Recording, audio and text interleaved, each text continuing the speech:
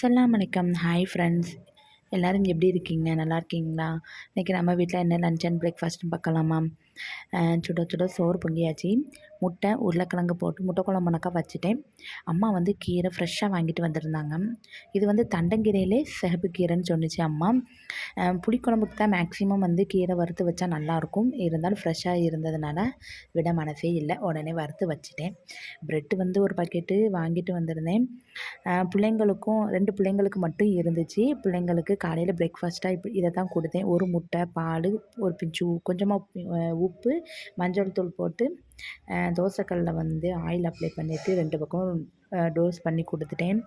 கொஞ்சமாக வந்து லிக்விட் இருந்ததுனால 2 ஸ்பூன் கோதுமை மாவில் தண்ணி ஊற்றாமல் அந்த லிக்விடு எந்த அளவுக்கு இருக்கோ அந்த அளவுக்கு மட்டும் மாவு போட்டு சேர்த்துட்டு அப்படியே வந்து தோசைக்கல்லில் வந்து ஊற்றி எடுத்துட்டேன். தோசை மாதிரி விரித்து விடக்கூடாது. இப்படி வச்சு இட்லி பாத்திரம் மூடியை வச்சு எடுத்துட்டோம்னா பெயின் கேக் கணக்காக ரெடியாக இருந்துச்சு. பிள்ளைங்களுக்கு ப்ரெட்டை கொடுத்துட்டு நான் இதை மட்டும் சாப்பிட்டு காலையில் பிரேக்ஃபாஸ்ட்டை முடிச்சிட்டேன். நல்லா தான் இருந்துச்சு. வேஸ்ட் பண்ணாமல் இப்படி கோதுமை மாவு வந்து ஊற்றி சாப்பிடுறது கேக் மாதிரி தான் இருந்துச்சு. நீங்களும் வந்து வேணால் ட்ரை பண்ணி பாருங்கள். ஸ்நாக்ஸ்க்கு வந்து ட்ராகன் ஃப்ரூட் வந்து வாசலில் விற்றாங்க. ட்ராகன் ஃப்ரூட்டு ஏற்கனவே ஒரு தடவை வாங்கியிருக்கேன். ஒயிட் கலரில் வாங்கியிருந்தேன். இது வந்து உள்ளே ரெட் கலரில் இருந்துச்சு. டேஸ்ட் எப்படி இருக்குதுன்னு டேஸ்ட் பண்ணி பார்க்க சொன்னேன். என் பையனை பெருசாக இல்லை, டிஃப்ரெண்ட் ஒன்றுமே இல்லை, எப்பவும் ஒன்று போல் தான் இருந்துச்சு. கலர் மட்டும் தான் டிஃப்ரெண்ட்டாக இருந்துச்சு. பையன் ஆசைப்பட்டதுனால இது 2வது தடவை வாங்கி கொடுத்தாச்சு. அப்படி வந்து எங்கள் பாட்டி வந்து ஊறுகாய் தாளிக்க சொல்லி கொடுத்தாங்க. எனக்கு மேக்ஸிமம் ஊறுகாய் வந்து தாளிப்பு தெரியாது.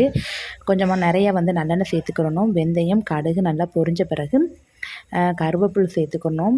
கருவேப்பிலை சேர்த்தோன்னா அதே எண்ணெயில் வந்து ஒரு நம்ம தேவையான அளவு மிளகாப்பொடி சேர்த்துட்டு அது கொஞ்சம் சிம்மில் வச்சுக்கிட்டு மிளகாப்பொடி சேர்த்துட்டு நறுக்கி வச்ச எலுமிச்சை பழத்தை வந்து சேர்த்து நல்லா வந்து பெரட்டி விடணும். உப்பு வந்து தாராளமாக சேர்த்துக்கணும். ஏன்னா வந்து இது ஊறுகாய்ங்கிறதுனால உப்பு வந்து அதிகமாக தான் சேர்ப்பாங்க. ஒரு 4-5 பச்சை மிளகா வந்து எங்கள் தாத்தாவுக்கு ரொம்ப பிடிக்கும். அதனால் கட் பண்ணி சேர்த்துட்டு ஒரு கிளாஸ் தண்ணி வந்து ஊற்ற சொன்னாங்க. அதுக்கப்புறம் காயப்பொடி சேர்த்து நல்லா மிக்ஸ் பண்ணிவிட்டு கொஞ்சம் வேகத வரைக்கும் மிக்ஸ் பண்ணணும், வேக விடணும் அப்படின்னு சொல்லியிருந்தாங்க. அதுக்கப்புறம் இது வந்து நல்லா ஊறணும். அதுக்கப்புறம் வந்து வேறு பாட்டிலில் வந்து மாற்றி விட்டாச்சு. இதான் எங்கள் பாட்டி சொன்ன பக்குவம். ஆனால் வந்து இது இல்லை, மண் பாத்திரம் இல்லை, இதில் தான் வந்து செஞ்சாங்க. அலுமினியம் பாத்திரத்தில் தான் செஞ்சாங்க. இதான் நான் செஞ்சேன் ஃபஸ்ட்டு டைம். அப்படி செஞ்சு ஒரு உரமாக வச்சாச்சு. அதுக்கப்புறம் ஈவினிங் போல் வந்து ஆப்பத்துக்கு அரைக்க ஸ்டார்ட் பண்ணிட்டேன். காலையிலே வந்து பிள்ளைங்க ஸ்கூலுக்கு அனுப்பும் போதே உளுந்து, அதுக்கப்புறம் வெந்தயம்லாம் வந்து ஊற வச்சுருந்தேன். பச்சரிசி வாங்கி கொஞ்சம் சாதம் மிஞ்சி இருந்துச்சு, அதை போட்டு வந்து சூப்பராக வந்து ஆப்பமும் அரைச்சி வச்சாச்சு.